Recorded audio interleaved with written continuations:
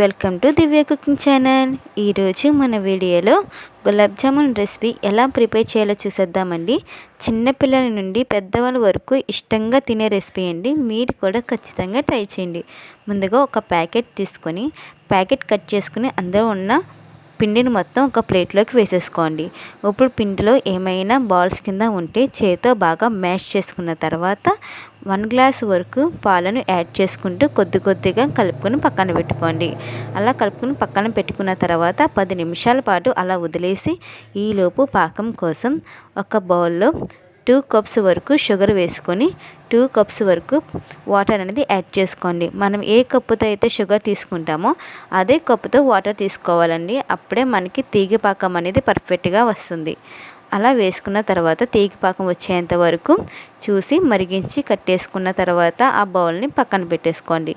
ఇప్పుడు మనం పక్కన పెట్టుకున్న పిండిని తీసుకుని కొద్దిగా బాల్స్ కింద ప్రిపేర్ చేసుకోవాలి. బాల్ చుట్టూ ఏ మాత్రం స్క్రాచ్ కానీ లేకుండా నీట్గా రౌండ్గా చేసుకోండి. అప్పుడే గులాబ్ జామున్ అనేది మనకి పర్ఫెక్ట్గా వస్తుంది.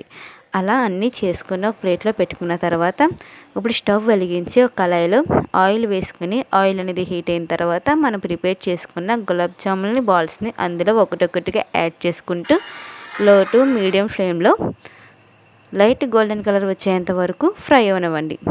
అలా లైట్ గోల్డెన్ కలర్ వచ్చిన తర్వాత మనం ప్రిపేర్ చేసుకున్నవన్నీ కూడా ఒక ప్లేట్లోకి తీసేసుకుని అవన్నీ కూడా ఒకేసారి మనం ప్రిపేర్ చేసుకున్న పాకంలో వేసేసుకోండి. అలా వేసేసుకున్న తర్వాత ఇప్పుడు 15 నిమిషాల పాటు అలా వదిలేయండి. అలా వదిలేస్తేనే మనకి గులాబ్ జామున్ అనేది పర్ఫెక్ట్గా ఉబ్బుతాయండి. అప్పుడే మనకి గులాబ్ జామున్ పర్ఫెక్ట్గా వచ్చినట్టు.